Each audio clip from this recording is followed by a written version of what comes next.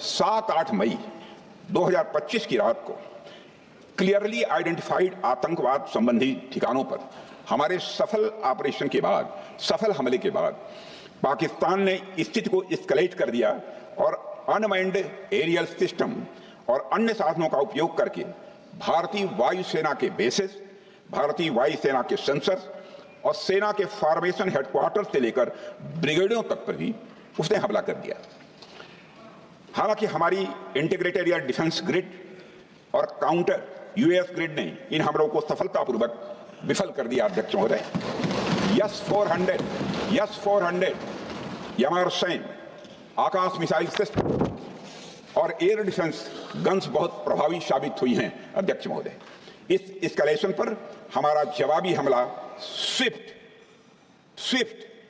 Proportionate और नपातुला था। अध्यक्ष महोदय, जिसमें 8 मई 2025 को केवल चुनिंदा पाकिस्तानी एयर डिफेंस सिस्टम और सेंसर नेटवर्क को प्रिसीजन गाइडेड मिशन द्वारा म्यूनिशंस द्वारा जो है टारगेट किया गया।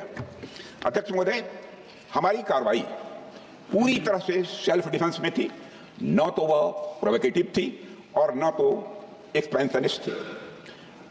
पाक द्वारा ये हमले 7 मई 25 से लगातार चले और 10 मई 2025 को रात लगभग 1:30 पर पाकिस्तान ने बड़े पैमाने पर भारत के ऊपर मिसाइल, ड्रोन, रॉकेट और अन्य लॉन्ग रेंज वेपन्स का इस्तेमाल किया। इसके साथ साथ उन्होंने इलेक्ट्रॉनिक वॉरफेयर से जुड़ी टेक्नोलॉजीज का भी सहारा लिया। अध्यक्ष महोदय, उनके निशाने पर हमारे भारतीय वायुसेना के अड्डे, थल सेना के एम्यूनिशन डिपोज, हवाई अड्डे और मिलिट्री कैंट थे।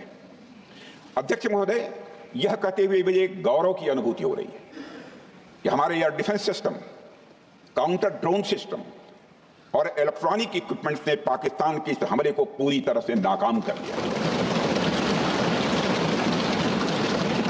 पाकिस्तान हमारे किसी भी टारगेट को हिट नहीं कर पाया। अध्यक्ष महोदय, और हमारे किसी भी इंपॉर्टेंट एसेट को नुकसान नहीं हुआ है।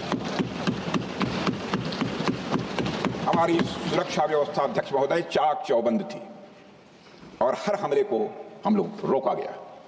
मैं इसके लिए भारतीय सेना के बहादुर सैनिकों की जमकर सराहना करता हूं, जिन्होंने दुश्मन के हर मंसूबे पर पानी फेर दिया। और अपने प्रतिपक्ष के मित्रों से भी कहना चाहता हूं, एक बार फिर से भारत के सेना के जवानों का कम से कम मैं इस थपथपा कर बहुत बहुत धन्यवाद।